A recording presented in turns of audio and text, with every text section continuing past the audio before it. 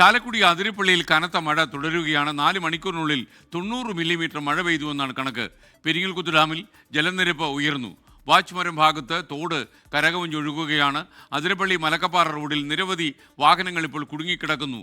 സൂരജ് സജി തൃശ്ശൂരിൽ നിന്ന് കൂടുതൽ വിശദാംശങ്ങളുമായി നമുക്കൊപ്പം ചേരുന്നു. സൂരജ്, അവിടെ നിന്ന് കിട്ടുന്ന റിപ്പോർട്ടുകൾ എന്തൊക്കെയാണ്? എസ്കെൻ, അതിരപ്പള്ളിയിൽ ശക്തമായ മഴ ഇപ്പോഴും തുടരുന്നു എന്നുള്ളതാണ് നമുക്ക് അവിടെ നിന്ന് ലഭിക്കുന്ന ഒടുവിലത്തെ റിപ്പോർട്ട്. 4 മണിക്കൂറിനുള്ളിൽ 90 മില്ലിമീറ്റർ മഴയാണ് പെയ്തിരിക്കുന്നത്. ഇതോടുകൂടി ചാലക്കുടി പുഴയിലടക്കം ജലനിരപ്പ് ഉയർന്നുകൊണ്ടിരിക്കുകയാണ്.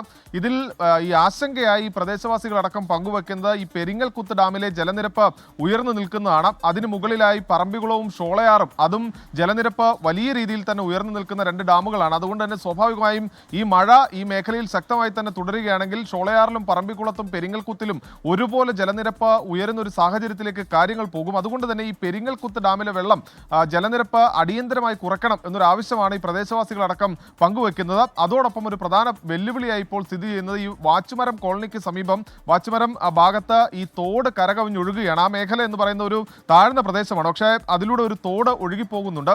ഈ തോട്ടിലെ ജലനിരപ്പ് വലിയ രീതിയിൽ ഉയർന്നു. അതായത് ഈ വനമേഖലയിൽ എവിടെയെങ്കിലും ഏതെങ്കിലും തരത്തിൽ ഈ ഉരുളുപൊട്ടിയതോ മറ്റ് സംഭവങ്ങളോ ഉണ്ടായതുകൊണ്ടായിരിക്കാം എന്നുള്ളതാണ് ഇപ്പോൾ പ്രാഥമികമായി ലഭിക്കുന്ന നിഗമനം. അങ്ങനെയെങ്കിൽ ഈ വാച്ചുമരം ഭാഗത്ത് ജലനിരപ്പ് ഉയർന്നതോടുകൂടി KSRTC ബസ് അടക്കം 2 മണിക്കൂറിലേറെയായി കുടുങ്ങിക്കിടക്കുകയാണ്. ഈ ബസ്സിലെ യാത്രക്കാരൻ തന്നെയാണ് നമ്മളെ വിളിച്ച് ഈ വിവരം ധരിപ്പിച്ചത്. എന്തായാലും ഇപ്പോൾ അവരെ ബന്ധപ്പെടാൻ നമുക്ക് കഴിയുന്നില്ല. എന്തായാലും നിരവധി വാഹനങ്ങൾ ഈ മേഖലയിൽ കുടുങ്ങിക്കിടക്കുന്നുണ്ട് എന്നുള്ളതായിരുന്നു നമുക്ക് ഒടുവിൽ ലഭിച്ച വിവരം. എന്തായാലും പോലീസുമായെല്ലാം ബന്ധപ്പെടുന്നുണ്ട്.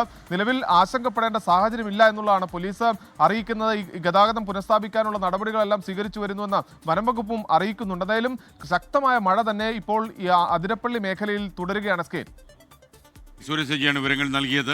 അപ്പോൾ പല ജില്ലകളിലും അവധിയുണ്ടോ എന്ന് പ്രിയപ്പെട്ട പ്രേക്ഷകർ കമന്റ് ബോക്സിൽ ചോദിക്കുന്നു. ഇതുവരെ ഒരു സ്ഥലത്തും അവധി പ്രഖ്യാപിച്ചിട്ടില്ല. അവധി പ്രഖ്യാപിക്കേണ്ട ഒരു സാഹചര്യമുള്ളതായി ജില്ലാ ഭരണകൂടത്തിന് തോന്നിയതായി അറിയുന്നില്ല.